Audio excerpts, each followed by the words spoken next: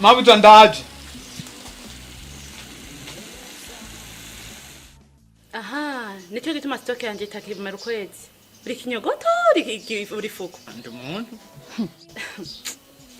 Akira amafaranga yawe.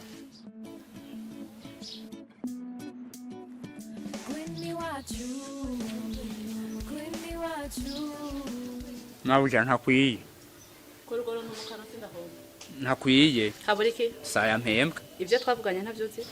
Oya. Nakubwiye ko amakara atamaze ukwezi. Ntazo kwamahera kwiye. Mabuja. James ukasa 11. Nkateka ibiharage. Nkateka umuceri. Nkateka ibiraya byo mu mazi. Nkateka amafiriti y'ibiraya. Aho se n'amakara mba ndiko ndakoresha. Ku mugoroba ndashusha amazi yo koza bebe. Hanyuma amata agacaza nkateka kandi kingajya amatarishitse.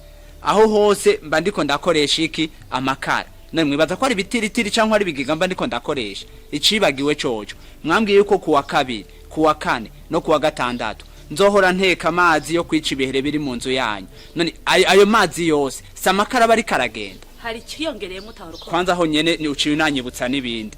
Nisosi y'intore mpora nteka ndayitekesha amakara. Va mu maso reka kundenza kwabo. Yagenda arindira data bujakira amafaranga yawe. So buja wewe nayo ntayiro. Wamuturiye ishati zibiri warubiye. Amashati nayo ya data buja. Nta pasi yakura mufisi. Nakoresheje amakara hamikara arigwako. Nico kiri mu cyaya mazi. Ukukorera muri mwa. Uravyumva icyo arico. Subira mu gikoni. Yari ntakwiye. Jesse ngenda kandi ndabizi ko muyampa kwiye.